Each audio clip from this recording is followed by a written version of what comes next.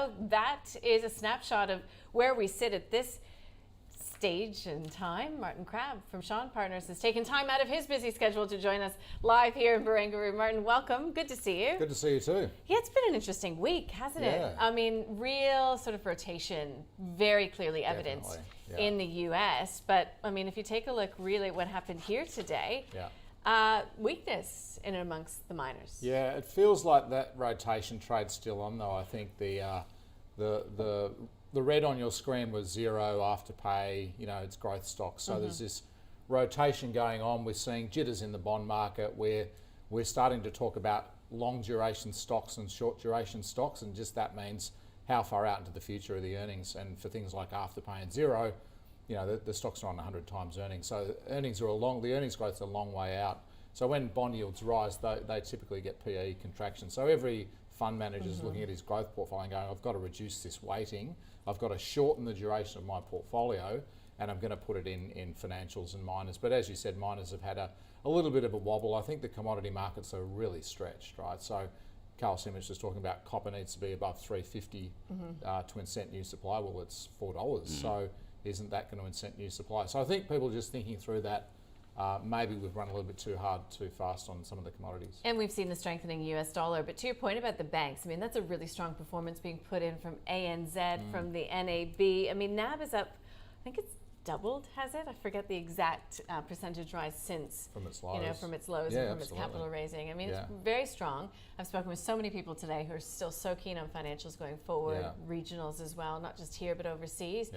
Is that the house view at Yeah, definitely. We're overweight the sector. It's earnings momentum. So you could see, and in hindsight, you could see this coming a mile away. When they did their provisions back in June last year, and they were staring into the abyss, they had no idea how bad the economy was. The Reserve Bank, I think, or maybe the Australian Treasury, had 15% unemployment as their central case. So if you're at a bank, you've got 15% unemployment, we've got to have massive loan losses. We need to raise provisions. And you've got APRA there saying, raise lots of capital, cut your dividend. So they were staring into the abyss. Of course, they raised these huge provisions, which they're subsequently writing back. So ANZ wrote back 150 mil last result. Westpac wrote 500 mil back. So everyone's just chucking those earnings back onto the bottom line. It means higher profits. It means the stocks are cheaper. And it means much better dividend yields. Yeah, good old dividend yields. So yes, we still have a low interest rate environment. Yes, those fully franked dividend yields look attractive. So it does seem like a little bit of a no-brainer. It will run out of puff at some point. We've got the term funding facility, which the Reserve Bank provides over $100 billion in loans to banks at 10 basis points. So that they can use that to boost their margins, which is what done. That's due to roll off in June. So this honeymoon is not going to last forever. But while there's this earnings momentum there, you stay along the sector. Martin, can you get your views just to go and piece together the remaining insight into the market? Just when it comes to what the outlook looks like for bonds from your perspective, are we going to see continued steepening of the curve and then see the subsequent fallout in parts of the market? What's your take? Look, I think everyone says that higher inflation's baked in because of the base effect. So Jerome Powell's spoken about this as well, because this time last year was diabolically bad, right? There was a huge fall in demand, and obviously interest rates fell away, inflation fell away, and so we're now cycling these weaker times. We're obviously in an environment where headline inflation is probably going to go over 3% in the US. We've just got a chart here of rallies in bond yields, and so since 1990 there's been 7 periods where we're in this rising bond yield environment, and we're clearly in one at the moment. Using history as a guide, and obviously they're not all the same, some of those rallies, you usually see a 2 or 3% move in bond yields. So we wouldn't be surprised if we reached a low of about 0.6, 0.7 on the US Treasury. We wouldn't be surprised if you get somewhere above 2. We're at 1.6 at the moment. Over what time frame that happens, that's a bit trickier, because we are looking at April, May, June before those headline numbers start to pick up. But in the short term, I think the bond market's probably done a bit too much. The interesting thing from my perspective, though, is what sectors perform well. So we're seeing at the moment tech and healthcare being sold off, and materials and financials doing well. Now, materials makes sense because it's cyclical. Global growth is picking up, so energy and commodities should be going up, and that's exactly what's happening. What's really interesting is over those periods, technology and healthcare do really well in Australia. Technology, materials and energy are the only sectors that outperform in a rising bond yield environment, which is counterintuitive. So we're thinking about that. That's really about growth. Those sectors have growth, and things like real estate and telcos and those other sectors, they have no growth. So when yields are rising, you want to buy the earnings growth. So think about that in terms of use the sell-off in tech right now as an opportunity rather than a threat. Yeah, well, that's the thing, because it's not a throw the baby out with the bathwater scenario when it comes to some of these tech names in your portfolios. Yeah. It could be a reweighting, or if you're not in those names, opportunities. Yeah. But do you wait for a further pullback?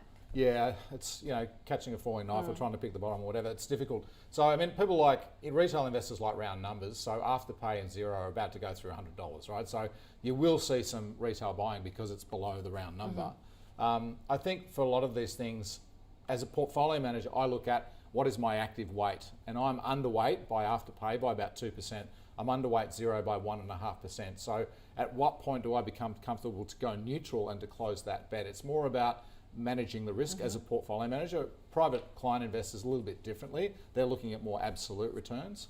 And it just comes back to, the most bearish people in the market, I think, are UBS on things like Xero, and I think they've got something like an $80 price target. So we're sort of starting to get a little bit closer to their valuation. Now that stock has been as high as 120, 130. Afterpay's still got a long way to go to reach their valuation, but there are a lot of people out there that have valuations of Afterpay that are well in excess of where it is today. So I think if you don't own them, use this period of weakness, these rising bond yields, to maybe close your underweights. Martin, we were talking about the banking sector just before. One thing that's coming out quite a lot now, and we've seen ANZ, and then we've seen UBS today talk about macroprudential restrictions that are likely to be implemented. It's a case of when, not if. Do you see them being implemented? And if it is, what is the likely impact to be on earnings for banks? Yeah, no, it's interesting. So I think everyone was a little bit surprised by the Reserve Bank of New Zealand bringing in an LVR limit. So you can't borrow over a certain loan to value ratio. So obviously the New Zealand economy it's very leveraged on housing. So they've basically gone all in like the other central banks are, but they're very worried about the house market going nuts.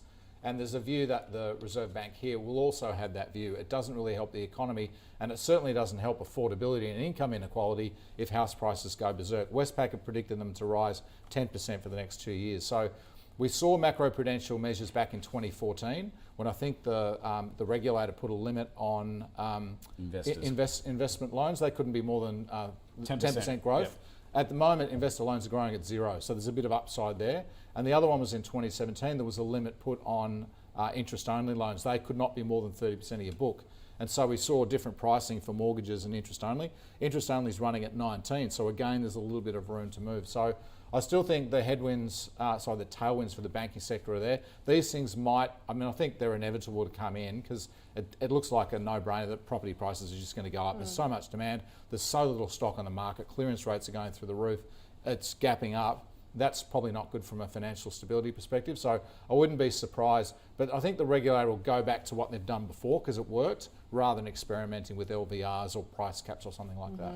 Yeah, it's sort of gaining momentum, that thought that there will be macroprudential regulation put in. Listen, the best performer of the day in terms of the 200 was Vocus. Now, of course, there is this consortium.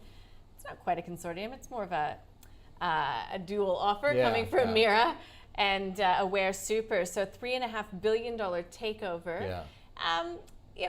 It's an interesting sort of way that this has come about. First Mira, then being joined by Aware Super. What do we read into that? Yeah, I think it's some of the custodians of our superannuation system bypassing a whole bunch of middlemen and middlewomen. So Macquarie Infrastructure and Real Assets, it's their capital, if you like. It's the bank's capital. The bank's got a lot of spare capital. And Aware Super is obviously a roll-up of a whole bunch of other super funds, so it's a very large super fund. So they're saying rather than going to a listed vehicle that bids for this or a private equity funds, that we'll go and buy the assets ourselves. So there's been people bidding for PEXA, which is part of Link Group. There's been people who, for a long time have been buying directly into infrastructure assets because you just cut out a whole layer of fees. So I think seeing what Aware Super is doing, tying up with Macquarie, who have probably a bit more expertise on the funding side, but Aware Super is interested in the cash flow and the asset.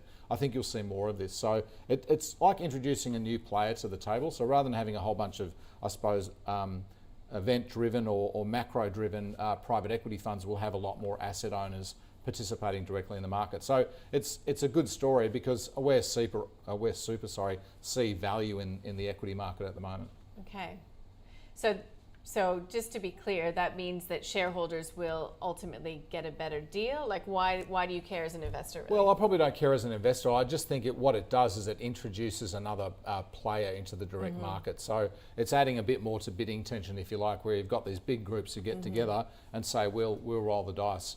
And probably willing to pay a little bit of a better price because they can directly control the cash flows. Yeah, and these super funds. I mean, there's so much money looking for a home, isn't there? Yeah. Well, some of these funds are, I think future funds 150, 160, Aussie Super would be that. Aware Super is well over 100 billion. These are big amounts of money. So it makes sense for them to go and buy big assets rather than allocating to 20 different managers and end up owning the index. For them to deploy this, it's Warren Buffett's problem. He wants to deploy $1 billion or $2 billion at a time. It's quite difficult to do that.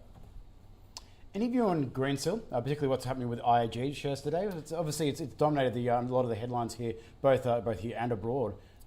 Interesting space, that one. Yeah, it ended up being a bit of a non-event, didn't it? Because they said we don't have an exposure. But I think the price behaviour of the stock this morning was it smelt like something was wrong. I think the stock was down 10%, and then they went to trading halt. It was like, oh my God, what's going on here? And then obviously the company said, well, let's just freeze the stock. Let's put together the press release and let's inform the market.